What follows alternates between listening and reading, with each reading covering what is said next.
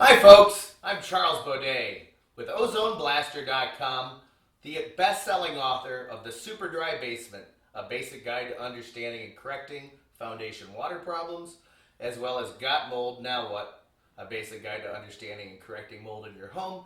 And here today we're talking about ozone. Folks, I've been using activated oxygen or ozone in my business for the last 10 years to help me disinfect and destroy both mold, mildew, odors, viruses, and bacteria in my customers' projects and for the large banks that we've worked for in the past. And over the last 10 years, I've had the opportunity to buy virtually every commercially available ozone generator on the market today. And you know, folks, they all had one common fatal problem. They all broke in the field. The other thing is they really did not disperse the ozone far enough away from the generator to be truly effective in performing what we utilize as what is known as high ozone shock therapy treatments, which is where we leave the space unoccupied and run the generator for a period of hours to completely sanitize the area. And so in our last segment, I took apart all of the smaller ozone generators that we've utilized and showed you what was wrong with them. And today I would like to analyze one of the best ozone cannons I ever had the opportunity to use in my business and explain to you why it still has fatal flaws and why we corrected all of these flaws in our popular ozone engine line of professional ozone generators for the amateur and professional alike that will never break and are indeed some of the most powerful ozone generators available on the market and definitely the most powerful for your money.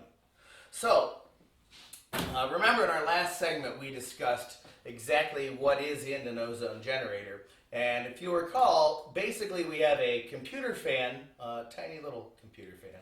We have a transformer and we have a generator cell. Well folks, even in a bright shiny $2,000 ozone generator, we have pretty much the same thing. So I'm going to take the liberty of exposing the contents and we're going to take a peek under the hood of a $2,000 machine and show you exactly what makes it tick. You see folks, inside there is nothing more than 6 tiny little generator cells. Each one of these cells is powered by 6 transformers. Some of the better ozone generators use very large expensive transformers that cost $40 or $50. This machine uses an individual smaller lower cost generator to power each cell independently. Then you'll see a row of buttons. And if you spin the machine around, which I will, we'll show you there's nothing more than a glorified computer fan. So, every time I utilize this machine in my business, eventually, after a few uses, it would have to be serviced.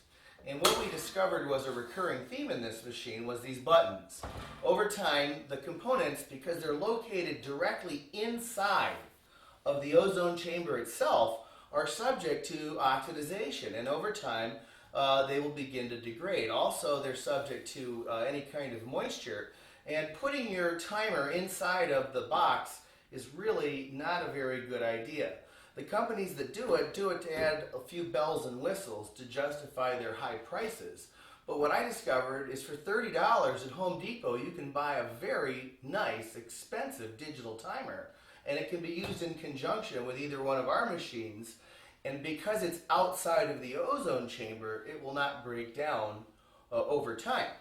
So, again, inside of this bright, fancy, shiny ozone machine, we have nothing more than 6 tiny little generator cells. It makes about 14,000 milligrams per hour. We've got a fancy timer system, 3 level or intensity settings, and a computer fan.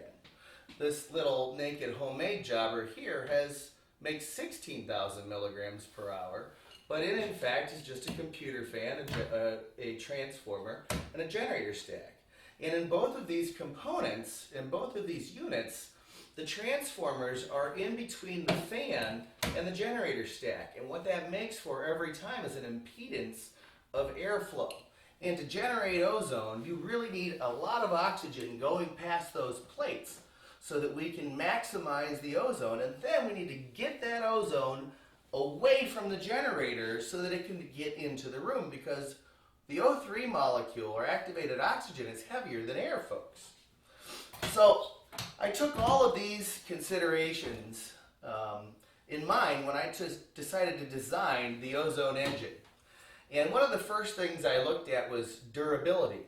So we built these ozone engines into their own tool cases, and in both cases, the diamond plate aluminum and the rugged models, these are toolboxes that have been used and time tested with my men doing violent demolition for a long period of time, and are time tested for years in the field without damage. So we decided to use them to house the generators themselves so that the components will remain safe over a lifetime of use.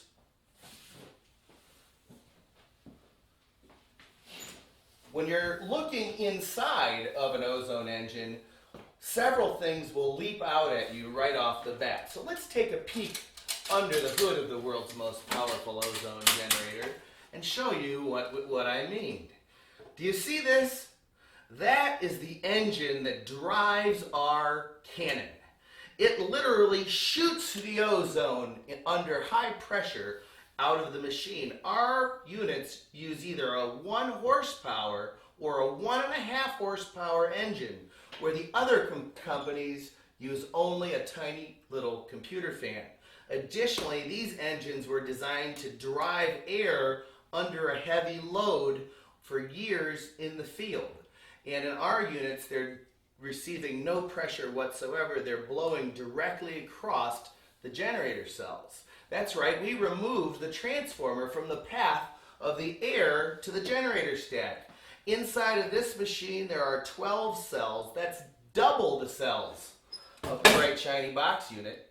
And this unit generates over 25,000 milligrams an hour. Not only that, folks, our machines were built with the users in mind. Anyone can easily lift our machines and carry them on the job site, where complicated, expensive ozone machines use the silly two-hand model, so that when a worker is trying to lug them onto the job site, he can't carry any of the rest of the tools or equipment that he needs. And when you take a look inside the instruction manual, it will tell you, folks, that the use of fans outside of the unit greatly improves their performance. And that's because all of the generators use tiny little computer fans, except for the rugged line from Ozone Engine and the professional line from Ozone Engine as well. They're available in 18,000 milligrams per hour and 25,000 milligrams per hour in the 1 horsepower and 1.5 horsepower models. And what's more, folks, our most expensive, highest generating unit retails for under $1,000, and this rather medium volume ozone generator retails for $1,899. That's nearly $2,000 with shipping, folks, and their 25,000 units are off the charts in terms of pricing. So if you want the best build ozone machine on the planet, if you want a machine that will stand the test of time by yourself, in your home, in your business, or with your